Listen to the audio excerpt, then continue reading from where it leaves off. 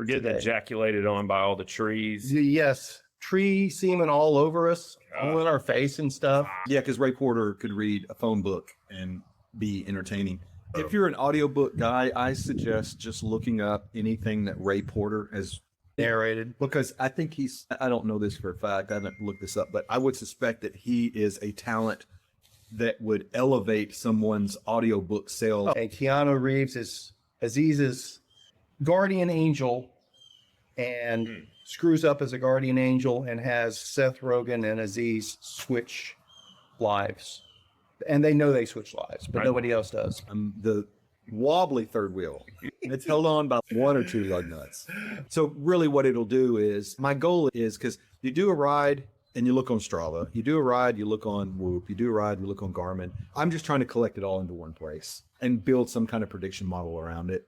Someone's going to take this and probably fucking patent it or whatever. But then that means the vast majority of everyone out there is either competing against themselves, going out and having a good time, or want to be competitive. But from the live broadcasts, I thought that they made a valiant attempt, and I applaud them. I just kept noticing the amount of dust that those guys.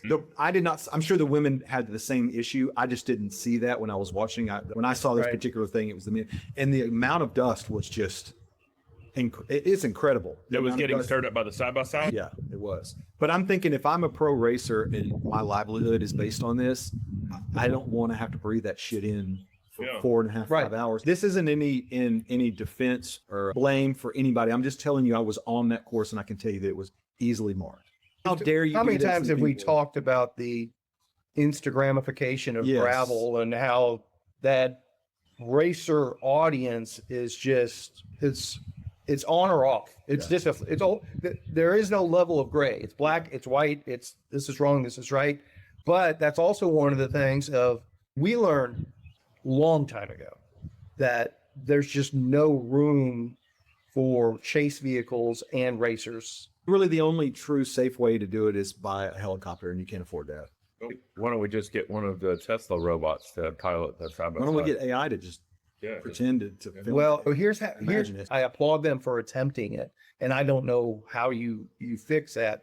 What we found when we tried to do stuff like that in the past was it's not viable. It just is not viable. The other thing is, the thing that we're out there doing is inherently dangerous to begin with. Yeah. You shouldn't have to dodge motos. You're piling danger on top of danger. But my experience is like that. Places, the shorter the menu, the better the food. 100%. Yeah, but I know good and darn that there's going to be people that just ultimately find the GPS file and just go do their own thing. People look at the GPS. And think that's a route. We can go do that. We can go do that route, and it starts here. Oh, it's cool. We're starting under a windmill.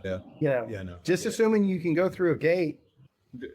Legitimately, and not just saying this because she's awesome and because we're being recorded and everything else, legitimately the best apple pie I've ever had. That's the difference, is because it's real easy to make a mediocre apple pie. It's not hard at all. This is by far the best apple pie I've ever had in my life. It's not hyperbolic at all.